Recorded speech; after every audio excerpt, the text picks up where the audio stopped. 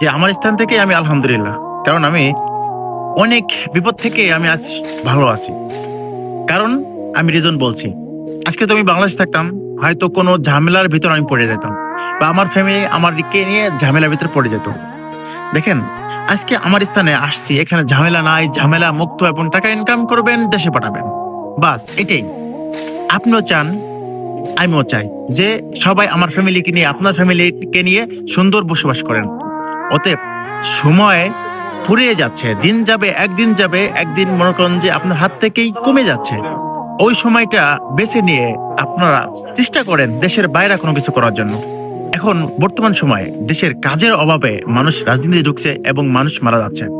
আমি বলবো একটা কথাই, যদি আপনি চান আপনার জীবনকে এই নোংরা সমাজ থেকে বাঁচাইতে, তাহলে অবশ্যই প্রবাসে আসুন, কাজ করুন, দিন মজুর কাজ করুন। যদি দেশে আপনি 10 টাকা পাঠান, আপনার ফ্যামিলিও ভালো থাকবে, আপনিও ভালো থাকবেন। অতএব বসে না থেকে আপনার স্থান থেকে আপনার পরিবেশটা সুন্দর করুন এবং প্রবাস পাড়ি দেন।